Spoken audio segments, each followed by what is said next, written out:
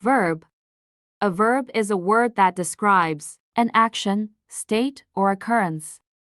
It is one of the main parts of speech in English and other languages, playing a crucial role in sentence construction. Verbs can express physical actions, for example, run, jump, mental actions, for example, think, believe, states of being, for example, exist, seem, or occurrences, for example, happen, occur. Types of verbs. Action verbs. Describe physical or mental actions. Examples: run, write, think. Linking verbs.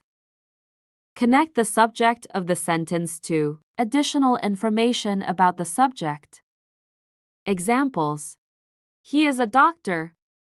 I am a teacher. Helping auxiliary verbs. Used together with a main verb to show the verb's tense or to form a question or negative.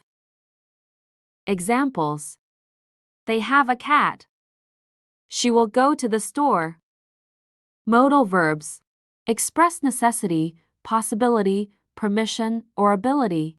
Examples: can, could, may, might, must, shall, should, will, would.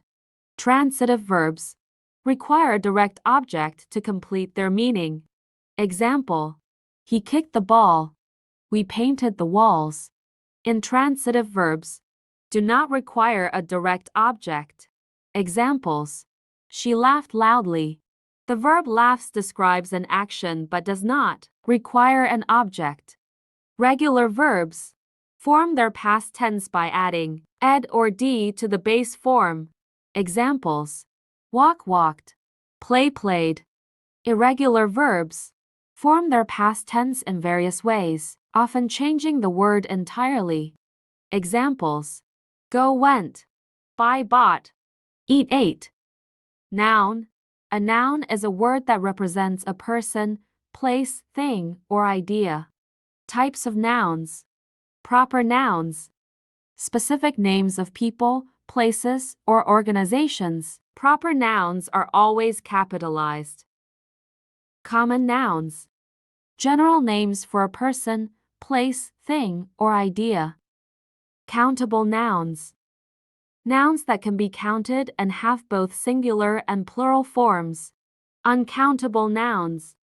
Nouns that cannot be counted and typically do not have a plural form. Examples: rice, water, information. Collective nouns. Nouns that refer to a group of individuals or things as a single entity.